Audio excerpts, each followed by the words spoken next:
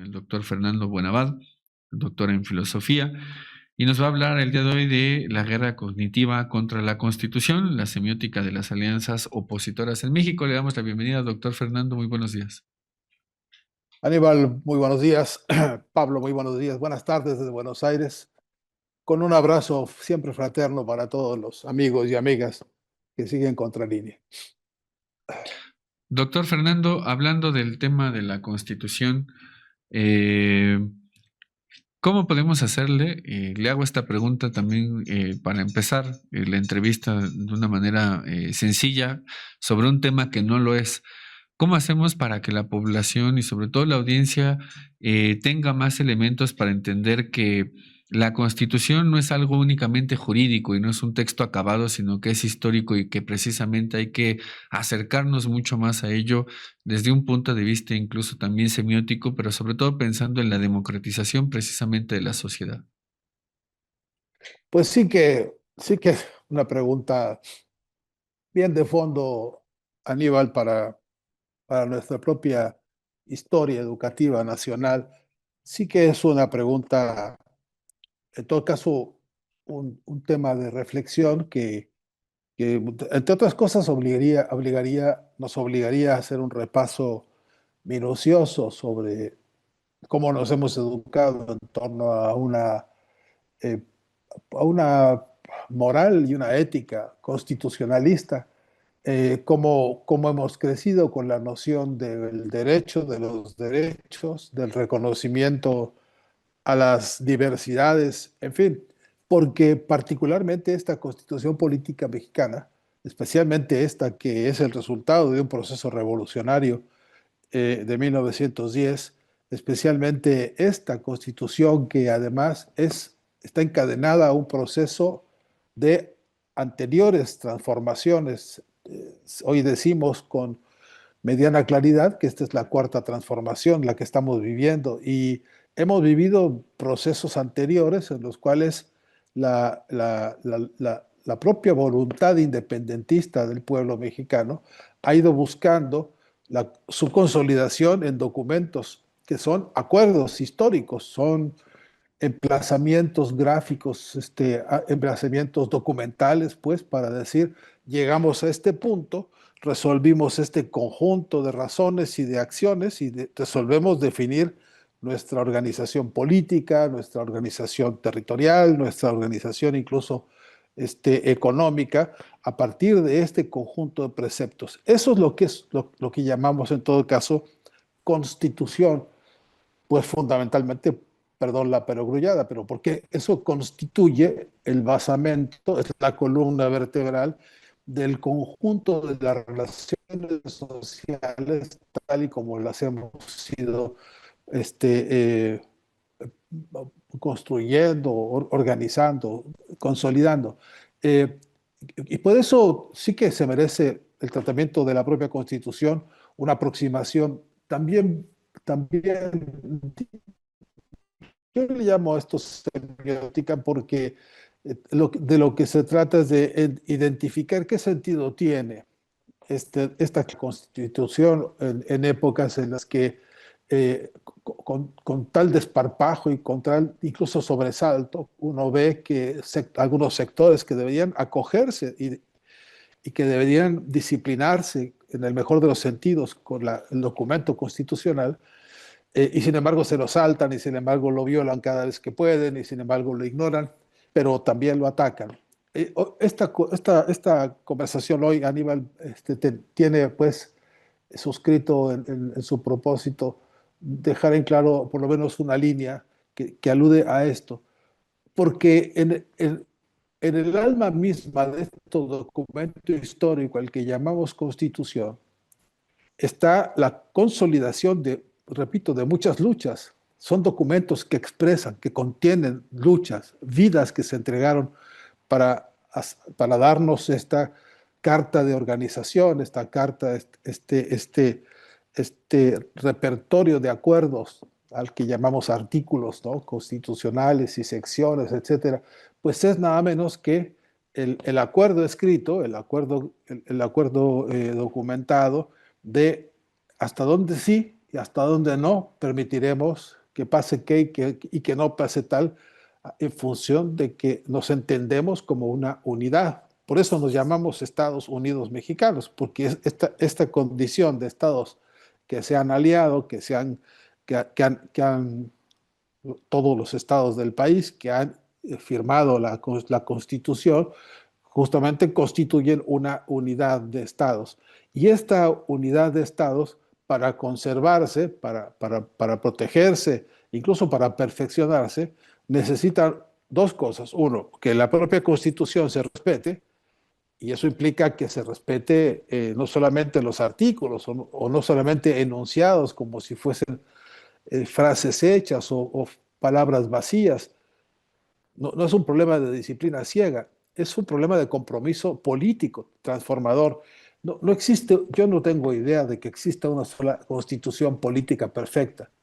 No, no me imaginaría dónde pudiera existir tal cosa. Pero lo que sabemos es que el único camino para perfeccionarlas, la única opción perfectible es la voluntad popular de aquellos que la firmaron y todos los que la heredaron para ir añadiendo, corrigiendo los problemas según va cambiando la historia. Pero hoy tenemos, el presente nos lleva a un escenario en el que la disputa por el sentido,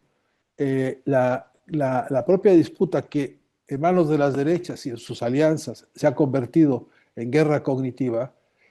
también ataca y pretende esmerilar los conceptos fundamentales de la Carta Constituyente, de la Constitución Política.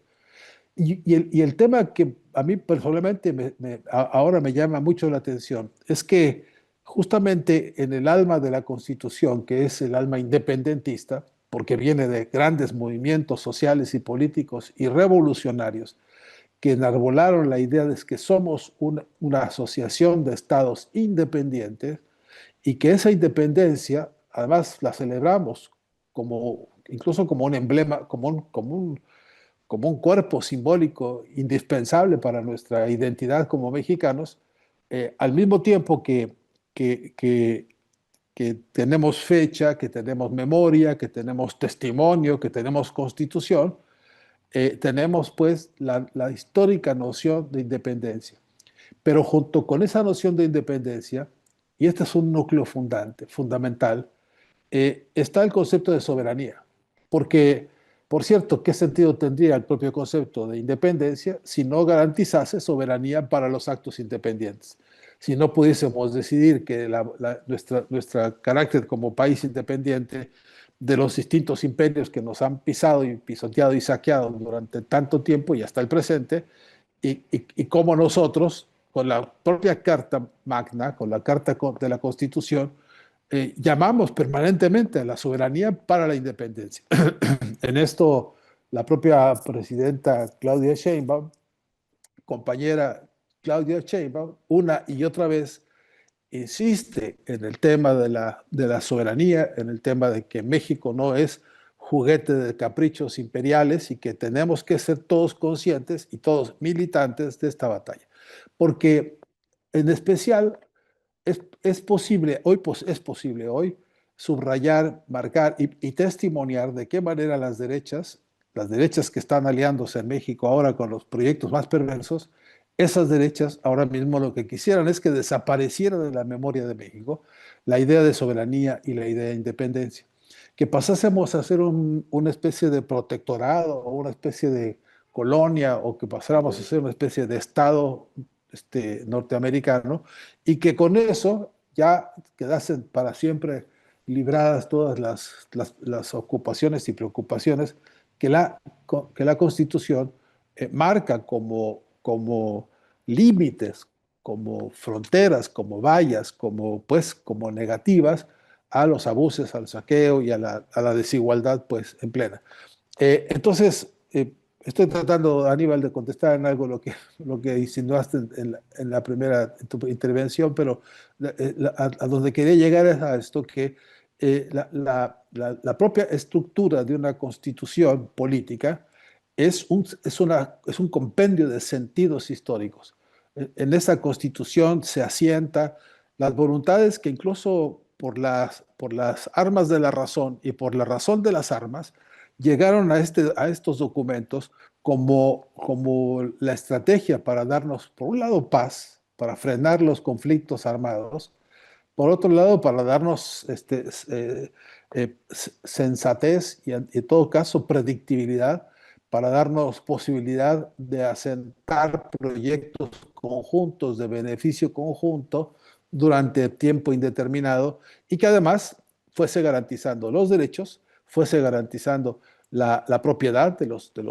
territorios, de los recursos naturales, fuese garantizando los fundamentos del proyecto del avance y del desarrollo social, la educación, la alimentación, el vestido, la vivienda, etcétera. Y todos estos, comenzando por los derechos fundamentales, están ahí en ese documento de máxima al que llamamos constitución política. Y ese es su gran valor, y esto es lo que enamora de estos documentos, el saber que hay muchas voluntades que debatieron, que siguen debatiendo, que pensaron de una manera y que hoy tendrían quizás que estar pensándolo de otro, que es un documento vivo, que la Constitución no es una carta muerta, no es una palabra aislada, que la Constitución tendría que ser mucho más cercana, más politizada, más democratizada, para que fuera carne y materia viva, que fuera gasolina permanente de lo que motoriza la vida social, ¿no? Buen día, doctor. Muchas gracias. Me pareció muy interesante esta vinculación. Claro, usted estaba pensando en México, pero a mí se me vino a la mente también el caso chileno, esta disputa por tratar de reformular la constitución que dejó Pinochet y que está vigente hasta el día de hoy. Estuvieron de acuerdo en que había que modificar la constitución, pero no estuvieron de acuerdo hacia dónde, y ninguna de las dos versiones, ni la hecha por la derecha ni por la izquierda, logró conciliar el acuerdo común y pues terminó prevaleciendo la constitución pinochetista. Eso me pareció muy interesante y estuve reflexionando a partir de lo que usted nos compartió. Pero pensando un poco más en términos de México, de la situación de subordinación y dependencia que vivimos hacia Estados Unidos y digamos, esta búsqueda del mismo pueblo, fue el pueblo quien constituyó la 4T en un primer momento. Después la 4T ha generado sus propios liderazgos y con su propia autonomía buscar sus caminos,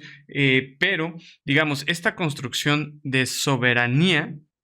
pues está en el contexto en donde hay una crisis del neoliberalismo, una crisis del modelo de globalización neoliberal y,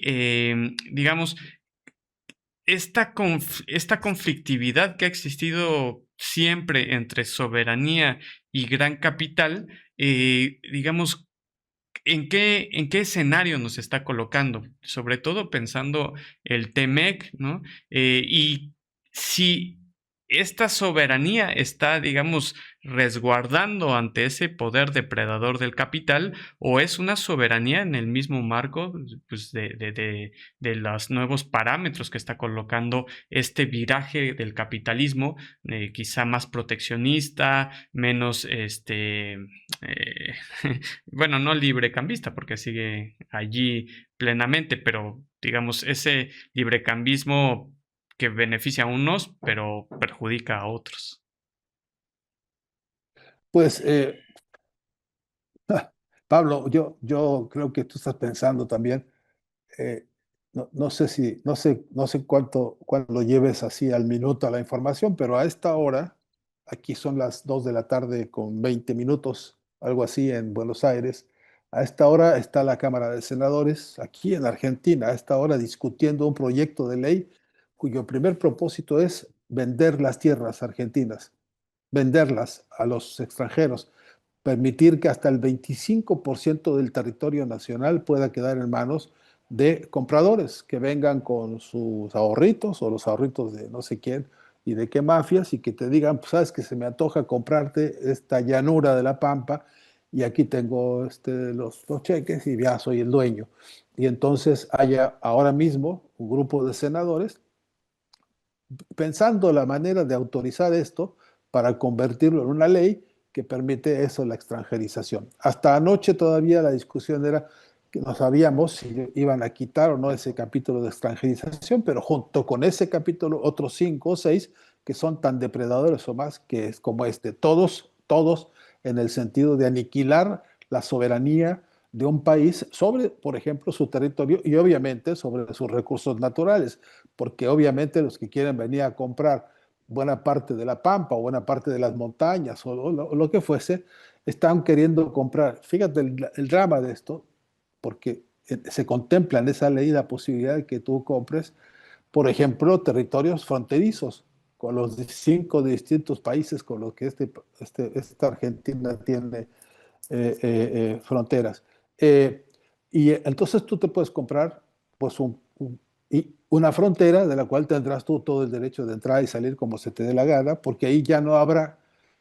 injerencia de ningún estado, por ejemplo. O te puedes comprar una parcela que se quede con una parte de un río, como ya ocurre con algunos de los capitales británicos que se han comprado aquí.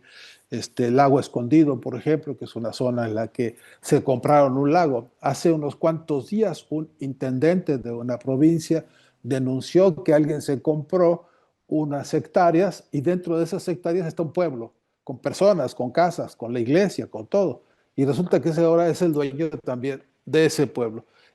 Es decir, el propio Fellini o el propio Buñuel no hubieran podido imaginar aberraciones tan monstruosas como estas que vuelvo a decir, está discutiendo la Cámara de Senadores con un porcentaje que ahora mismo el debate debe estar en 50% y 50%, según el lado que uno vea.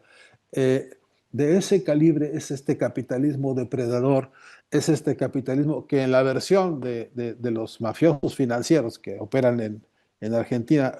como gobierno, debo decirte, uno de los senadores, uno de ellos, por mencionar uno, porque no es el único, al mismo tiempo que está ahora debatiendo por la extranjerización de las tierras argentinas, por venderlas a cualquier postor, ese mismo es dueño de una empresa que se dedica a la venta de tierras. Para que veas más o menos cómo está la desfachatez de estos estafadores que ahora están tomando decisiones políticas para de una vez y por todas acribillar los restos que quedan del concepto de soberanía, por lo menos hasta este momento y en este gobierno. Vamos a ver qué decide el pueblo argentino más adelante. Pero esto podríamos decir lo que están pergeñando, por ejemplo, en Colombia. Ahora mismo todavía están naciendo los huevos de la serpiente con los que vendrán a atacar ahora la misma idea. Y eso, bueno, lo que hemos visto en El Salvador y lo que hemos visto en Ecuador, y en fin, el paisaje latinoamericano es, a la vista de este análisis, una ofensiva brutal contra toda forma de soberanía de los pueblos. Es, claro, la de los pueblos, porque ellos sí quieren la soberanía del capitalismo, ellos quieren la soberanía del que decide que ahora hago lo que me da la gana con los recursos naturales y me los quedo y los saqueo y los destruyo y los abandono y los tiro a mi antojo o al antojo de mis conveniencias económicas y luego también hago lo mismo con la clase trabajadora y con sus salarios, etcétera. Es el capitalismo, crudo y duro. Eh, si preferimos alguna vez llamarle a esto neoliberalismo por ser una fase que empeora todo, pues podemos, pero no quiero olvidarme de esta definición que es una categoría histórica dolorosísima para todos nosotros, que es la del capitalismo, porque hay que ponerle el nombre a las cosas,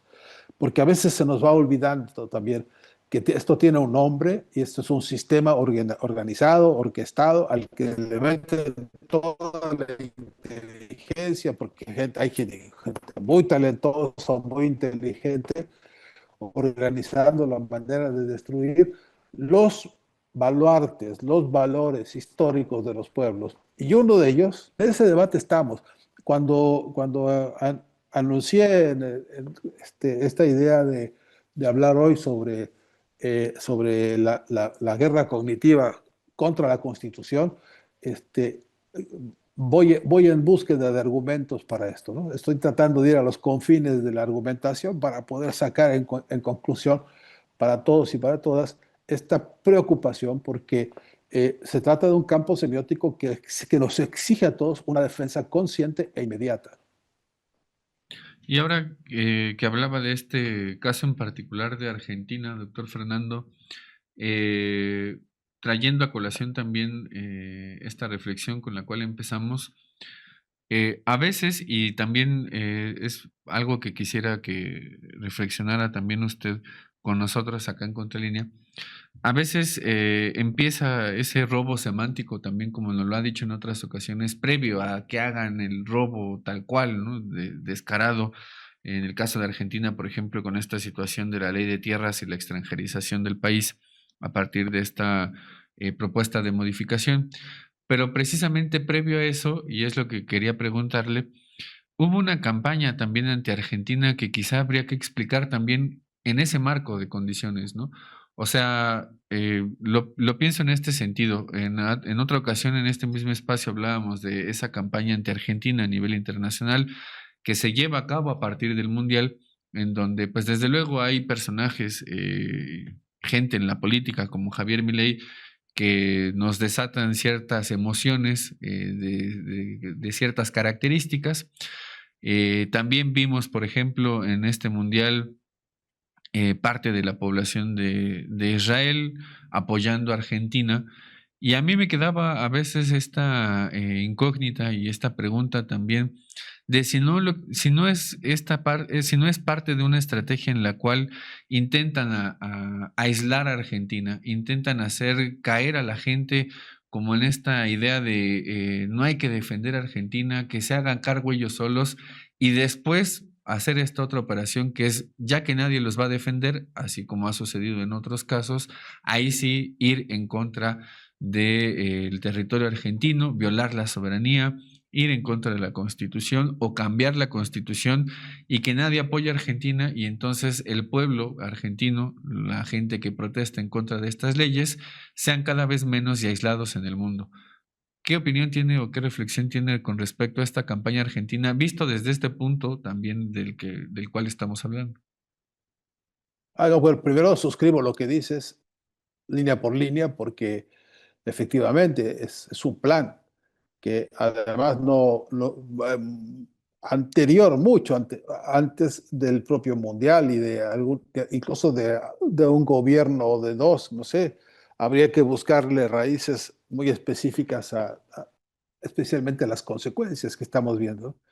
Sí que creo que hay una conspiración que hace, por ejemplo, que se borre de los programas educativos la historia misma de las constituciones, que me parece que es un faltante gravísimo.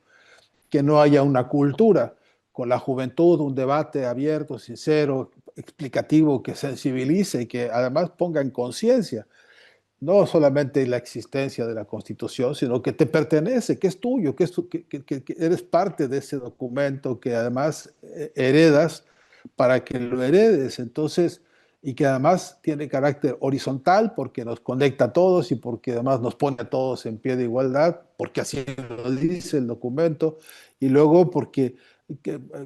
tenemos que ver la relación y la contradicción entre la teoría y la práctica, porque también ese es el aliciente de esa contradicción. Al final así se mueve la historia, a partir de las contradicciones estas. Entonces,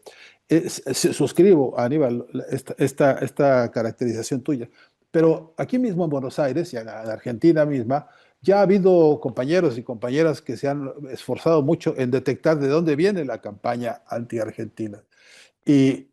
han identificado por lo menos dos fuentes muy precisas. Una se llama Javier Milei.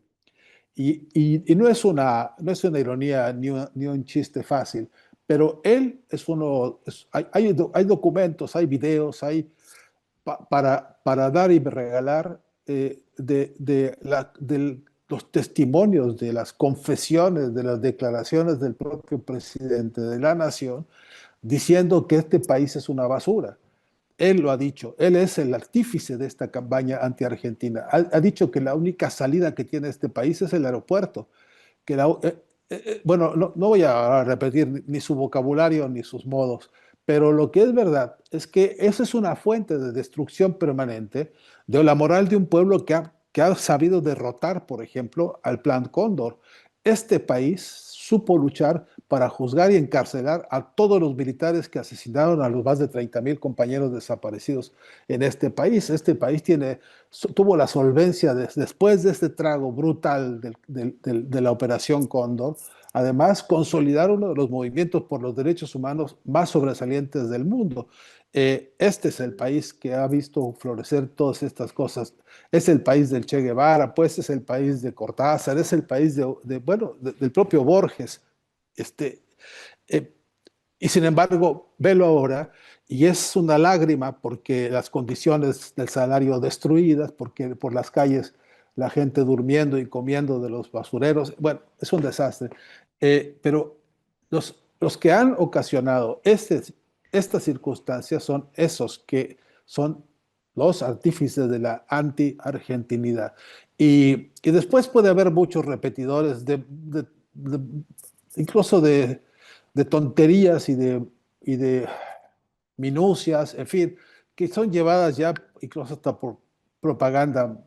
de mala voluntad, etcétera. Pero lo que es cierto es que en este país, pero lo digo también de México, porque también en México tenemos un montón de núcleos, de cabecitas de gentes, señoritas y señoronas, señoritos y señorones, por ejemplo, Krause, por ejemplo, toda la pandilla de su revista y de toda su gente, por ejemplo, el señor este de la televisora que no quiere pagar impuestos, por ejemplo, todos ellos piensan que los mexicanos es una manga de indios, ignorantes, nacos. Tuvieron personajes en la televisión que se dedicaban a la burla permanente de todo aquel que hablaba con arcaísmos lingüísticos, porque son indios y son nacos y no tienen remedio. Tenemos una tradición en México de desprecio por los propios mexicanos y por lo mexicano, que se asentó también como un vector cultural que es también un objeto de estudio, porque ese es uno de los antecedentes cruciales de la guerra cognitiva que hoy vemos. Entonces, con toda razón, vamos a defender aquello que una vez hemos aceptado que es tan denigrante, tan chafa, tan feo, tan mugroso, tan indio, tan naco, y todos esos adjetivos. ¿Cómo lo defiendo? Entonces, algunos creen incluso, sé lo que te digo, los he escuchado,